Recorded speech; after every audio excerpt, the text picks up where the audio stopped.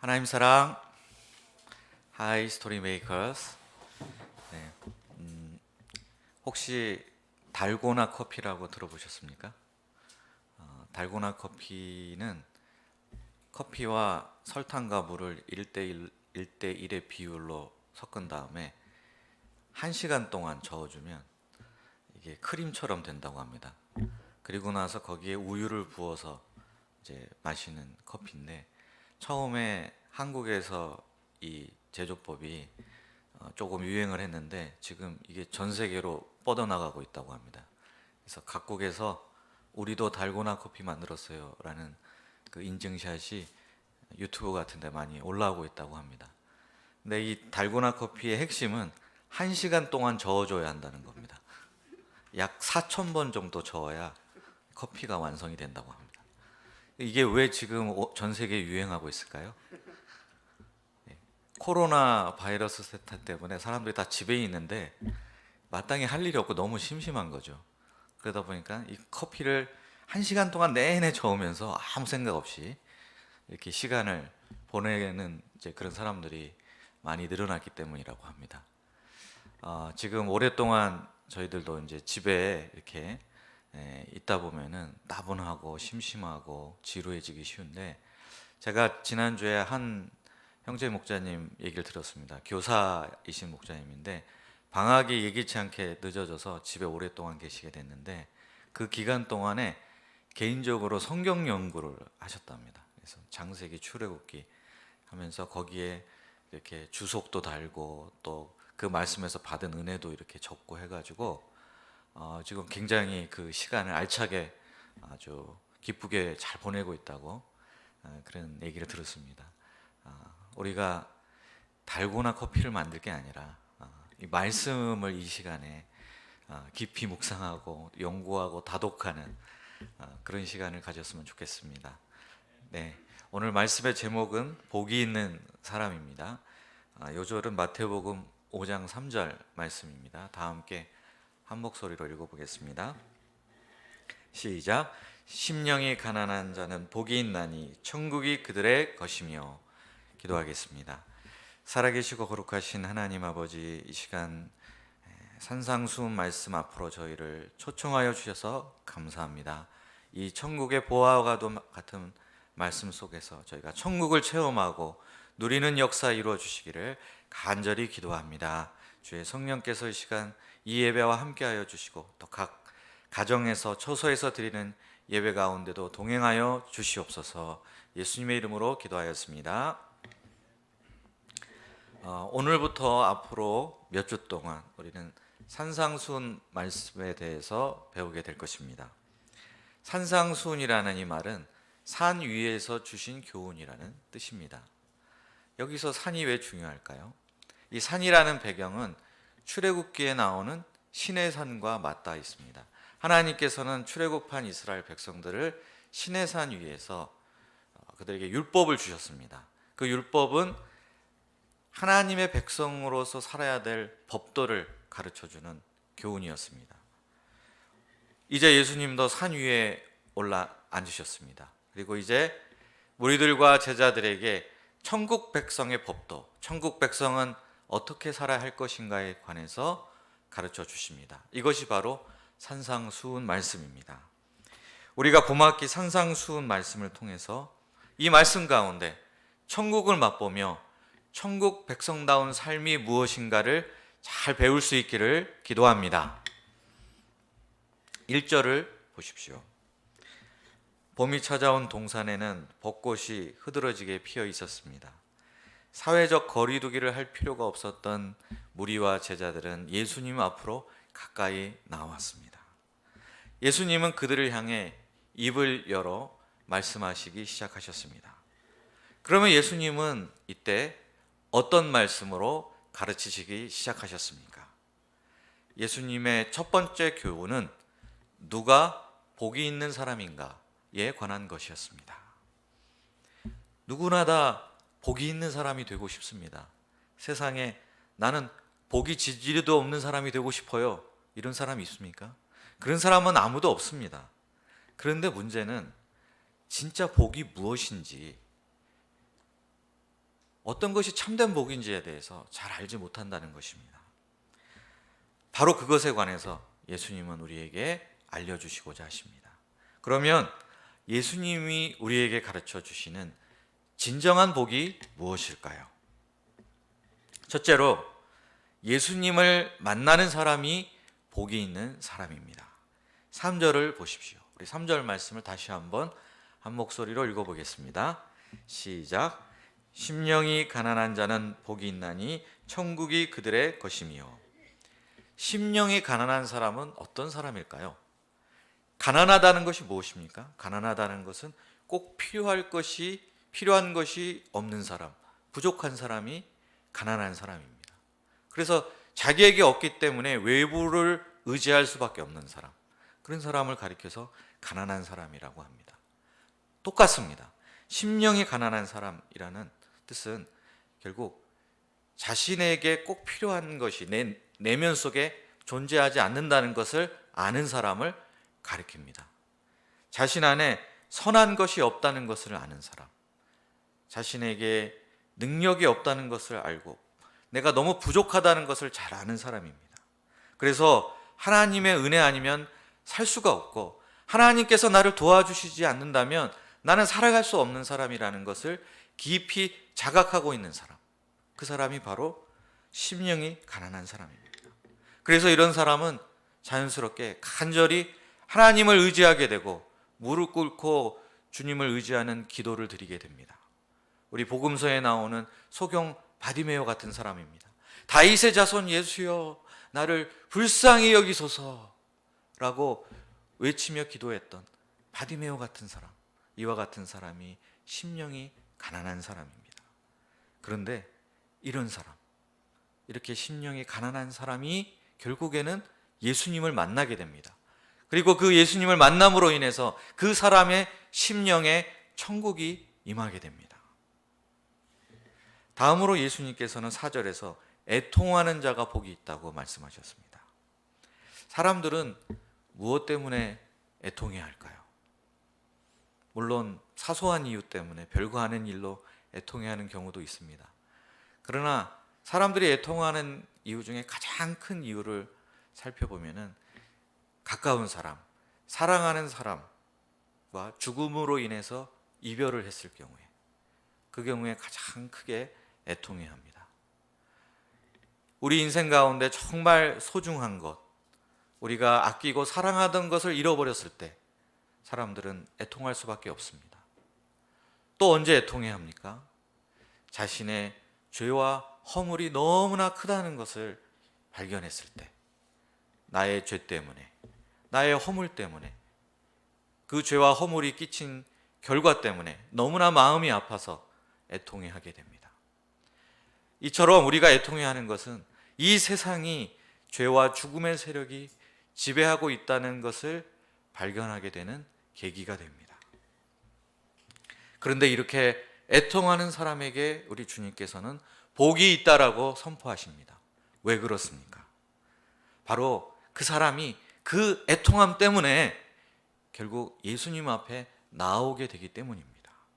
그러면 예수님께서 그렇게 나온 사람을 위로해 주십니다. 예수님의 위로는 그냥 참 안 됐다, 딱하다 이렇게 말 한마디 건네는 정도의 위로나 격려를 뜻하는 것이 아닙니다. 예수님의 위로란 근본적으로 우리 인생들의 죄와 죽음 문제를 해결하러 오신 구원자가 되심으로 인해서 주어지는 위로, 즉 구원의 위로를 가리킵니다. 나인성의 한 과부가 있었습니다. 젊을 때 남편을 잊고 외아들만 바라보고 살았던 여인이었습니다. 그런데 이 아들이 아직 새파란 청춘의 나이에 코로나 바이러스에 걸려 비명 행사하고 말았습니다. 여인은 너무나 애통하고 슬퍼서 통곡하며 그 장례 행렬을 뒤따라가고 있었습니다. 이때 예수님께서 이 과부에게 오셔서 울지 말라라고 말씀하셨습니다. 어느 누가 그 순간에 감히 울지 말라라는 위로의 말을 전달할 수 있겠습니까? 오직 예수님만이 하실 수 있습니다. 왜냐하면 예수님은 죄와 죽음 권세를 이기실 그리스도가 되시기 때문입니다. 예수님은 죽어서 관 속에 누워있던 아들을 살려내심으로 이 여인을 위로해 주셨습니다. 장차 예수님께서 재림하셔서 하나님 나라가 완성될 때 그때 어떤 일이 일어나겠습니까? 요한계시록의 말씀에 따르면 그때 우리들 눈에서 그 눈물을 닦아주실 것이고 다시는 사망이 없을 것이고 애통하는 일이 없게 될 것이라고 우리에게 약속해 주셨습니다. 이것이 예수님의 위로입니다. 이 땅 가운데 죄와 죽은 권세로 인해 고통하는 사람들에게 진정한 위로가 되는 것은 바로 죄와 사망을 이기신 우리의 구주 예수 그리스도의 위로입니다. 다음으로 예수님은 온유한 자에게 복이 있다라고 말씀하셨습니다. 여기서 온유라는 말에 대해서 많은 사람들이 오해를 하는 경우가 많습니다. 여기서 온유는 어떤 드라마의 남자 주인공 같은 부드러움을 뜻하는 것이 아닙니다. 여기서 온유라는 말은 하나님 앞에서 하나님의 처분을 기꺼이 따르고자 하는 겸손한 태도를 가리키는 것입니다. 이런 사람은 외부로부터 닥치는 억압이나 고난에 대해서 거칠게 반항하지 않습니다. 인간적인 방법으로 해결하려고 결사적으로 대항하지도 않습니다. 대신 모든 것을 하나님께 맡기고 하나님의 때를 의지하고 기다리는 사람, 이런 사람이 바로 온유한 사람입니다. 그런데 이 같은 사람이 땅을 얻게 된다. 그래서 복이 있는 사람이다 라고 예수님께서 선언하셨습니다. 여기서 땅이 무엇일까요? 여기서 땅은 제기동 땅, 용두동 땅과 같은 부동산이 아닙니다.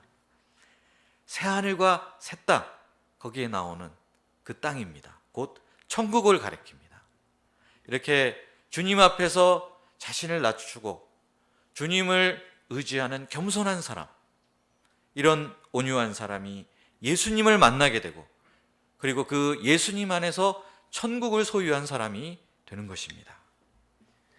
다음으로 예수님은 의에 줄이고 목마른 사람이 복이 있다고 하셨습니다. 이 세상은 의롭지 않습니다. 불의가 판치고 있습니다. 부정부패가 만연하고 어느 곳에 가든지 부조리한 일들이 일어납니다.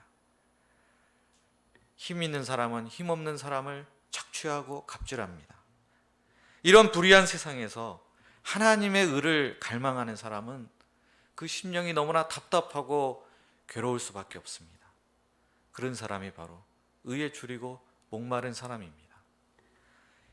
이 사람은 한숨과 탄식이 저절로 나올 수밖에 없습니다. 그런데 이런 사람이 더욱 괴로운 것은 사실 다른 데 이유가 있습니다. 세상뿐만 아니라 바로 내 자신이 전혀 의롭지 않다는 사실, 나 역시 죄에 오염되어서 그 이 세상의 불의의 한 자리를 차지하고 있다는 사실을 깨닫게 되었을 때 그로 인해 절망하고 너무나 괴로울 수밖에 없습니다. 내 안에 깊이 뿌리 내린 죄성 때문에 탄식할 수밖에 없습니다. 그런데 주님께서는 이런 사람이 복이 있다라고 말씀하십니다. 왜 그렇습니까? 이런 사람은 예수님을 만나게 되고 그리고 예수님 안에서 하나님의 의가 실현되는 것을 보게 될 것이기 때문입니다. 그는 하나님 나라의 공평과 정의로 인해 장차 배부르게 될 것입니다. 지금까지 다룬 이 네 가지 복에 관한 가르침은 예수님께서 특별히 무리들을 대상으로 주신 말씀입니다. 예수님은 그들에게 누가 예수님을 만날 수 있는가, 또 누가 천국을 누릴 수 있는 사람이 될 것인가에 관해 말씀해 주신 것입니다. 무리들은 그곳에 다양한 목적과 이유를 가지고 왔습니다. 그 무리들 전체가 다 예수님을 만나고 천국을 누릴 수 있는 것은 아닙니다. 그 중에 어떤 사람은 예수님을 만나고 천국을 누리게 될 것이고 어떤 사람은 왔다가 그냥 돌아가게 될 것입니다. 이 차이가 어디에서 발생하는 것입니까? 그들 중에 심령이 가난하고 애통하고 온유하고 겸손하며 의에 줄이고 목마른 사람은 예수님을 만나고 예수님 안에 있는 천국을 발견하게 될 것입니다. 그러나 그 반대로 마음이 부요하고 스스로 자족해서 나는 아무것도 부족한 것이 없다, 아무것도 아쉬운 것이 없다, 이런 사람들은 예수님께 나와오더라도 예수님 안에 있는 천국을 발견하지 못하고 그냥 집으로 돌아가게 될 것입니다. 세상에서 볼 때, 세상의 기준으로 보면 예수님께서 말씀하신 이 네 가지 복은 복과는 좀 거리가 멀어 보입니다. 그렇지만 바로 그 이유 때문에 예수님께 나오고 예수님을 만날 수 있기에 그와 같은 사람들은 복이 있는 사람이라고 선포하시는 것입니다. 왜냐하면 그와 같은 사람들이 예수님 안에서 천국을 맛보고 누릴 수 있기 때문입니다. 우리에게 정말 불행한 것이 무엇일까요? 그것은 우리 마음이 부요해져서 간절한 영적 소원이 사라지는 것입니다. 요한계시록 3장 17절에 보면 주님께서 라오디게아 교회를 이렇게 책망하십니다. 내가 말하기를 나는 부자라 부요하고 부족한 것이 없다 하나 곤고한 것과 가련한 것과 가난한 것과 눈먼 것과 벌거벗은 것을 알지 못하는도다. 그들의 실상은 영적으로 공고하고 가련하고 피폐하고 눈멀고 벌거벗어서 비참한 지경인데 그들은 자신의 상태를 모르고 있습니다. 우리가 가장 경계해야 할 것이 이와 같은 영적인 포만감, 교만함, 헛된 자부심, 자기의의입니다. 하나님은 부요하고 교만하여 차지도 뜨겁지도 않은 라오디게아 교회를 향해서 내가 너희를 토해내리라 이렇게 경고하셨습니다. 지금 우리 마음은 어떻습니까? 부요합니까? 아니면 가난합니까? 어린아이와 같이 겸손한 마음으로 한 맺힌 과부와 같은 심정으로 우리가 주님께 나아가야 하겠습니다. 그렇게 해서 우리가 예수님을 새롭게 만나고 예수님 안에 있는 천국을 발견하고 누리는 사람들이 될 수 있기를 간절히 기도합니다. 둘째로 예수님 안에서 변화되는 사람이 복이 있는 사람입니다. 7절을 보십시오. 우리 7절 말씀 다 함께 읽어보도록 하겠습니다. 시작. 긍휼히 여기는 자는 복이 있나니 그들이 긍휼히 여김을 받을 것이며. 긍휼이라는 말은 작은 사람, 연약한 사람을 품고 양육하는 사랑을 가리킵니다. 네 복음서가 있는데 그 중에 이 긍휼이라는 주제가 도드라지게 드러나는 복음서가 하나 있습니다. 어떤 복음서일까요? 바로 마태복음입니다. 그럼 왜 하필 마태복음은 그렇게 긍휼이라는 주제를 드러내는 복음서가 되었을까요? 그것은 바로 이 마태복음의 저자인 사도 마태의 자전적인 경험이 이 복음서 안에 녹아 들어가 있기 때문입니다. 마태는 과거에 어떤 사람이었습니까? 참으로 이기적이고 자기만 아는 그런 세리였습니다. 그의 내면 구석구석 깊이 병들지 않은 곳이 없던 사람이었습니다. 그런데 예수님께서 이 마태를 긍휼히 여기셨습니다.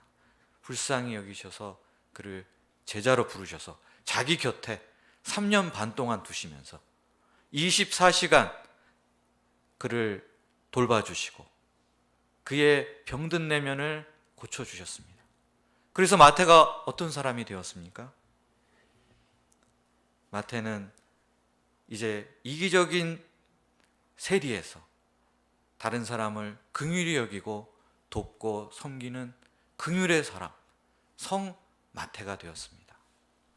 마태가 이렇게 변화될 수 있었던 것은 상한 갈대를 꺾지 아니하시고 꺼져가는 심지를 끄지 아니하시는 예수님의 긍휼이 그의 인생 가운데 역사했었기 때문입니다.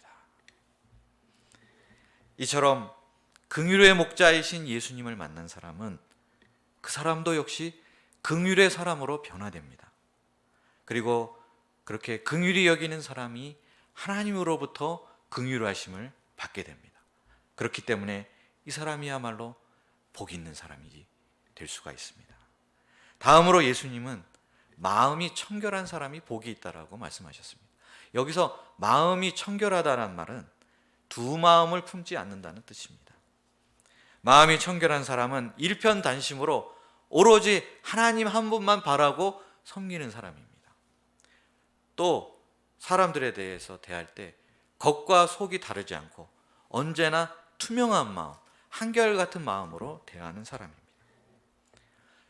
예수님을 만나면 그 사람은 마음이 청결한 사람으로 변화됩니다. 왜 그렇습니까? 우리 예수님이 마음이 청결하신 분이시기 때문입니다. 예수님은 일편단심 하나님 아버지의 뜻을 이루어 드리는 일에만 집중하셨습니다. 다른 생각하지 않으셨습니다. 딴 마음 품지 않으셨습니다. 늘 진정성 있게 사람들을 대하시고 사람들을 만나실 때 조금도 꾸밈이나 거짓이 없으셨습니다. 이 예수님을 닮아서 마음이 청결한 사람은 복이 있습니다. 왜냐하면 그 사람은 하나님을 보게 되기 때문입니다. 여기서 하나님을 본다는 것은 하나님과의 친밀한 교제를 뜻합니다. 마치 하나님의 얼굴을 대면하여 보듯이 거리낌 없이 하나님과 교제하는 기쁨을 누리게 된다는 것입니다. 다음으로 예수님은 화평하게 하는 자가 복이 있다라고 말씀하셨습니다. 여기서 화평하게 하다라는 말은 우리말로 한 단어이지만 원어를 보면 두 단어로 이루어진 합성어입니다. 평화라는 말하고 만들다라는 말이 합성된 말입니다. 즉 화평하게 하는 사람은 평화를 만드는 사람, 영어로 하면 피스메이커라는 뜻입니다.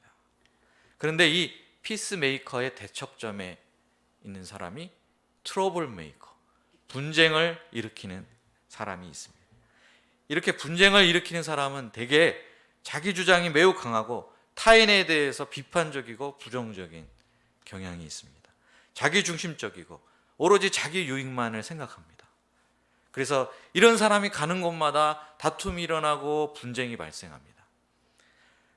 그러나 이와 같은 사람도 예수님을 만나게 되면 예수님을 만난 이후로는 화평하게 하는 사람, 피스메이커로 변화됩니다. 피스메이커는 어떻게 하든지 분쟁을 막고 화평을 이루고자 애를 씁니다. 그래서 화평을 이루는 데 필요하다면 자기 자신을 희생하는 일까지도 서슴지 않습니다. 어떻게 그렇게 할 수 있습니까? 어떻게 그런 변화가 일어날 수 있습니까? 이는 그 사람이 예수님 안에서 하나님과 화목하게 되는 화평을 경험하게 되기 때문입니다. 예수님의 십자가에는 다양한 의미가 있습니다. 그러나 그중 우리가 결코 놓칠 수 없는 가장 큰 의미는 예수님의 십자가는 화평의 십자가, 화목의 십자가입니다. 예수님은 십자가를 통해서 하나님과 우리 사이에 원수되었던 것을 해소하시고 또 사람과 사람 사이에 가로막혀 있던 모든 장벽들을 허무시고자 하셨습니다. 그래서 이 예수님을 만난 사람은 예수님을 통해서 용서가 무엇인지 화해가 무엇인지를 비로소 깨닫게 됩니다. 이렇게 화평을 이루는 사람, 평화를 만들어내는 사람을 가리켜서 하나님의 아들이라 일컬음 받게 됩니다. 이것은 사람이 얻을 수 있는 가장 최고의 영광이고 명예가 아니겠습니까? 다음으로 예수님은 의를 위해 박해를 받는 자가 복이 있다라고 말씀하십니다. 의를 위해 박해를 받는다는 게 구체적으로 무엇을 뜻할까요? 11절에 잘 나타나 있습니다. 우리 11절 말씀을 같이 한번 읽어보겠습니다. 시작. 나로 말미암아 너희를 욕하고 박해하고 거짓으로 너희를 거슬러 모든 악한 말을 할 때에는 너희에게 복이 있나니. 예수님을 만나면 그 사람은 그때부터 천국의 시민이 됩니다. 천국 시민은 천국의 원리에 따라서 살아가게 됩니다. 그런데 그 사람이 살고 있는 곳은 또한 세상 한가운데입니다. 세상은 세상의 원리에 따라 돌아가고 있습니다. 그러다 보니까 세상 한가운데서 천국의 원리를 따라 살고 있는 사람에게 어떻게 충돌이 일어나지 않을 수 있겠습니까? 세상의 원리와 천국의 원리는 서로 상충되기 때문에 반드시 충돌이 일어나게 돼 있고 그것이 결국에는 박해나 또 불이익을 당하는 것으로 나타나게 되는 것입니다. 예수님의 제자들이 세상으로부터 미움을 받고 욕을 먹고 불이익을 당하는 것은 이렇게 보면 당연한 일이라고 말할 수 있고 어찌 보면 정해진 수순이다 라고도 말할 수 있습니다. 근데 이런 일을 겪게 되었을 때 예수님의 제자들은 어떤 반응을 보이게 됩니까? 어떤 사람이든지 욕을 먹고 또 불이익을 당하면 슬퍼하고 주눅이 들기 마련입니다. 그런데 예수님께서는 이때 기뻐하고 즐거워하라 라고 말씀하십니다. 어떻게 그런 상황에서 기뻐하고 즐거워할 수 있습니까? 그것은 바로 그 순간 하늘의 상이, 그것도 작은 상이 아니라 큰 상, 우리가 기대하거나 상상할 수 없을 정도의 큰 상이 우리를 위해서 예비되고 있다는 것을 우리가 알기 때문입니다. 영화 기생충이 얼마 전에 아카데미상에서 주요 부문 4개의 부문을 다 휩쓰는 쾌거를 이루었을 때 우리나라 온 국민이 얼마나 크게 기뻐했습니까? 근데 이 아카데미 사관왕하고 예수님의 제자가 하늘에서 받게 될 큰 상하고 비교가 되겠습니까?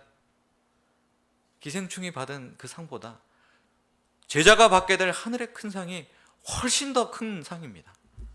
훨씬 더 영광스러운 상입니다. 그러니 우리가 얼마나 더 기뻐하고 즐거워야 되겠습니까? 이렇게 우리가 지금까지 살펴본 팔복의 후반부 4가지 복에 대한 가르침은 주로 그 대상이 제자들을 향한 가르침이었습니다. 예수님은 제자들에게 예수님을 만나게 되면 그의 내면이 어떠한 모습으로 변화되고 그가 어떤 사람으로 탈바꿈하게 될 것인가에 대해서 알려주신 것입니다. 사람들은 복이라고 하면 주로 무언가를 소유하는 것을 복이라고 생각합니다. 그러나 그런 것이 진정한 복이 아닙니다. 예수님께서 오늘 말씀에서 가르쳐 주신 대로 진정한 복은 존재가 변화되는 것입니다. 우리의 성품이 바뀌고 인격이 변화되는 것입니다. 예수님을 만나고 예수님을 따르는 사람은 예수님을 닮은 아름다운 성품을 지닌 사람으로 변화됩니다. 이것이 진정한 복인 줄 믿습니다. 예수 닮기를이라는 찬양이 있습니다. 후렴의 가사가 다음과 같습니다. 내 평생 소원 예수 닮기를, 예수만 닮기를 내가 원하네. 이 가사처럼 우리의 평생 소원이 예수를 닮는 것입니까? 아니면 노래는 그렇게 부르지만 사실은 다른 소원이 있습니까? 우리가 왜 다른 소원을 자꾸 품게 될까요? 그것은 그 소원이 이루어지기만 하면 내가 행복해질 것이라고 믿기 때문입니다. 그러나 우리는 소원이 설사 이루어진다 하더라도, 내가 소유하고 싶었던 것을 내 손에 쥐어진다 하더라도 그 즐거움은 아주 잠시뿐이고 사실은 오래가지 못하고 금방 사그라들고 만다는 것을 잘 알고 있습니다. 우리 경험을 통해서 우리는 그런 것을 여러 번 경험했습니다. 얼마 전에 친형제끼리 이렇게 죽이는 살인 사건이 일어났었는데 그 기사에 보니까 알고 보니 원인이 그 형제 중에 한 사람이 로또에서 1등을 했던, 대박이 났던 그런 사람이라고 합니다. 그때는 그게 얼마나 큰 복이라고 생각했겠습니까? 이름도 복권이잖아요. 그런데 사실은 그 일 때문에 형제 간의 관계가 틀어지고 이 살인 사건이 일어나는 비극적인 사태가 발생했습니다. 그것이 복입니까? 저주입니까? 이와 같이 무엇을 소유하고 무엇이 내가 어떤 높은 자리에 올라가고 우리가 누구나 그런 걸 원하지만 그것 자체가 복이 될 수는 없습니다. 진정한 복이 무엇입니까? 진정한 복은 예수님을 아는 것입니다. 예수님을 만나는 것이 복입니다. 그리고 예수님을 닮아가고 예수님처럼 살아가는 것이 진정한 복입니다. 그래서 그에게서 예수님 향기가 나는 사람이 되는 것입니다. 한 인간으로 태어나서 우리가 100년이 안 되는 짧은 인생을 살면서 누릴 수 있는 복 중에 이보다 더 큰 복은 없을 것입니다.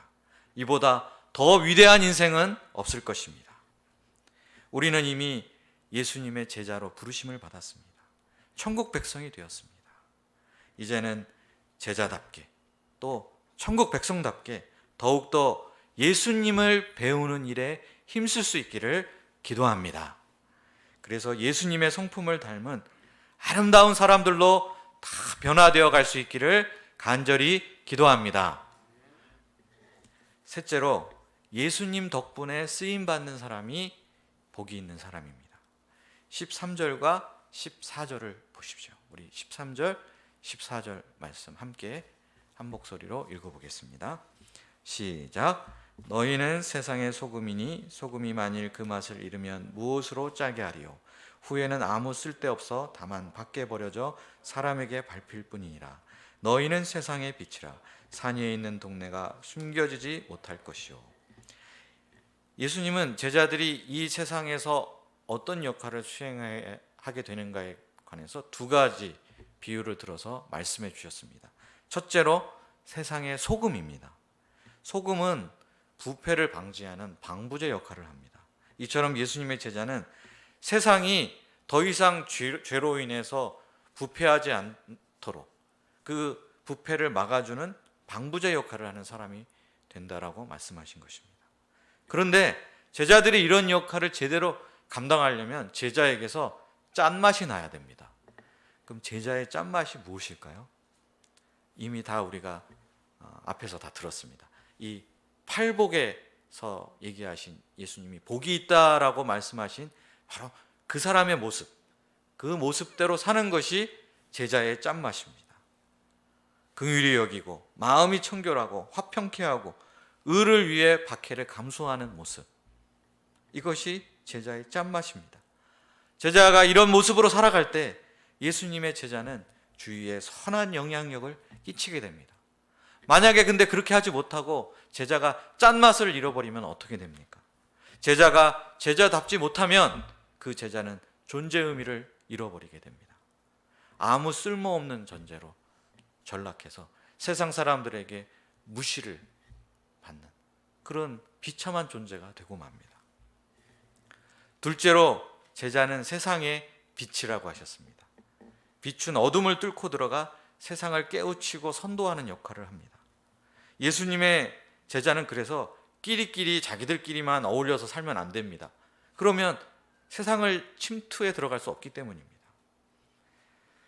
제자는 세상 속으로 깊숙이 들어가서 그 어두운 곳에 빛을 비추고 또 그와 같은 모습을 통해서 하나님 아버지께 영광을 돌려야 마땅합니다. 여기서 빛은 착한 행실을 가리킵니다.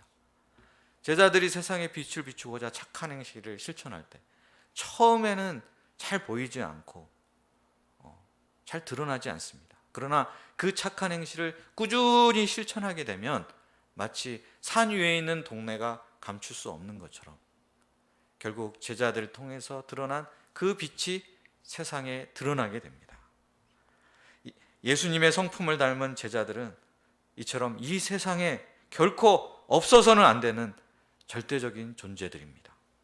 예수님 덕분에 세상에서 이렇게 꼭 필요한 존재가 된다는 것, 이것 또한 얼마나 큰 복 중의 복입니까?